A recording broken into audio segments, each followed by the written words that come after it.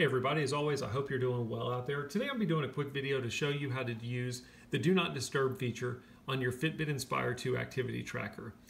The Do Not Disturb feature basically, when on, will turn off all of your notifications, goal celebrations, and reminders. A lot of people will use this feature just like on any other device whenever they're going into church, a movie theater, a meeting, something like that where you don't want your activity tracker going crazy with notifications.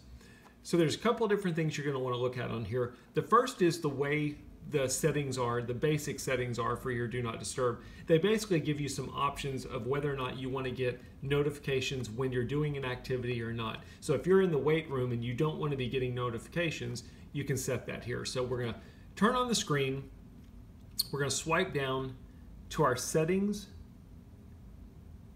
We're going to go into our basic settings and we're going to swipe up until we see Do Not Disturb.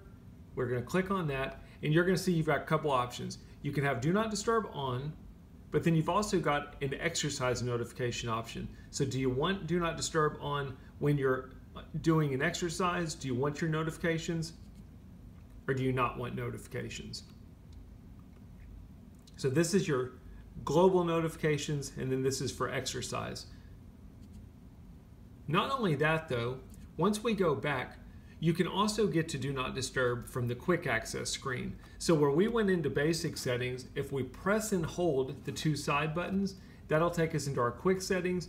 We can go here to Do Not Disturb and we can simply turn it on or turn it off. So you've got some setting options in your basic settings, and then you've got your quick access just to turn it on or turn it off quickly. I hope that makes sense. It's a little bit tricky of a setting because they give you some options with regards to when you're in exercise or when you're not in exercise. If you got any questions, post them in the comments. I'd be happy to help you out. As always, thanks for watching.